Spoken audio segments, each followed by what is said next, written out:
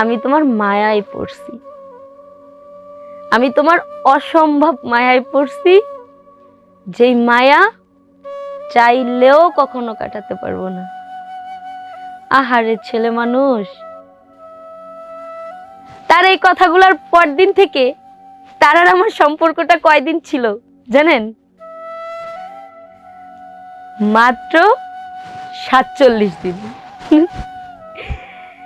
যেই মায়া সে সারা জীবনও কাটাইতে পারবে না, সেই মায়া সে 47 দিনেই ভুলে গেছে।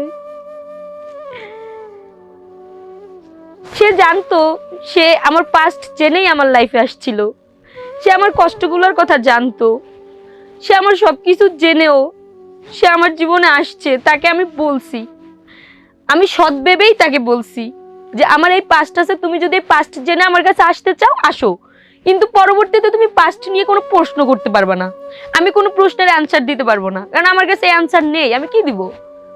সে বলছে তোমার পাস্টে যা ছিল থাক, এখন তোমার জীবনে আমি আছি। কিন্তু আজকে তো আমার জীবনের জায়গায় ঠিকই আছে, তাহলে সে কোথায়? সে এখন কোথায়? সে যে চলে গেছে তাতে আমার কষ্ট লাগে না, শুধু তার স্মৃতিগুলো আমি ভুলতে পারি না। সে যে চলে গেছে বা সে আমাকে ইগনোর করে, সে আমার সাথে কথা বলে না, সে আমার টেক্সটের রিপ্লাই দেয় না, সে আমার ফোন রিসিভ করে না, বাট আমার কষ্ট হয় না। তবে দুনিয়াতে আমরা যাই করি, দিন শেষে এতটুকু মাথায় রাখতে হবে যে আমরা, আমাদের উপরেও কিন্তু একজন আছে, সে কিন্তু বসে দেখে যে কে কার সাথে কি করতেছে।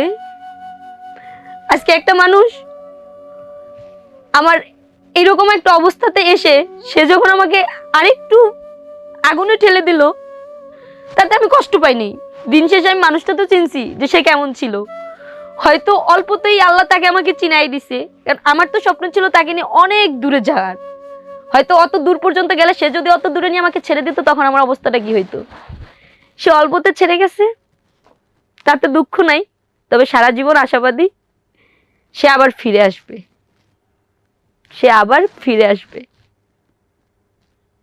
এটাই একমাত্র চাওয়া।